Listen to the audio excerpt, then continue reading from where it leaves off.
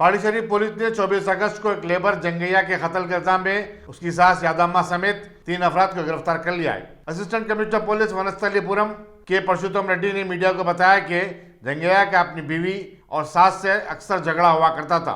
उस रात भी वो झगड़े के बाद अपने सास के टीन शेड में सो गया था, जिसका फायदा उठाकर यादम्मा ने राजू और रामलू की मदद से जंगैया का गला दबाकर कत्ल कर दिया। इंस्पेक्टर वेंकटेश्वर ने अपनी टीम की मदद से गिरफ्तारी अमल में लाई। पुलिस स्टेशन लिमिट्स में सरस्वतीगुड़ा लेबर हट्स में एक जंगैया बोल के 42 ईयर्स लेबर था।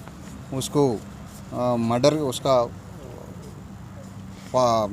मदर इन लॉ यादम्मा बोल के और उसका लेबर इंचार्ज राजू और कोवर्कर रामुलू तीनों मिलके वो पी के गालियाँ दे रहे बोल के उसको ढकल दिया। वो ढकलने के बाद नीचे गिरने के बाद उसको सर को इंजरी हुआ, वो अनकॉन्शियस में था। जब वो उसको लकड़ी लेके वो मारे और पत्थर से मार के उसको फांसी लगाया जैसा उसको सीन क्रिएट करके सब लोगों को वो सुसाइड से मर गया बोल के सीन क्रिएट करें। सुबह वो पुलिस को बगैर इंटीमेशन करके वो महेश्वरम फॉरेस्ट को वो स्कूटी में लेके गए। उसको लेके करके वो फॉरेस्ट में भी ऐसा फांसी डाले बोल के सीन क्रिएट करके उसको डेड बॉडी को डिस्पोज करने के लिए क्रीमेशन करने के लिए वो कोशिश करे।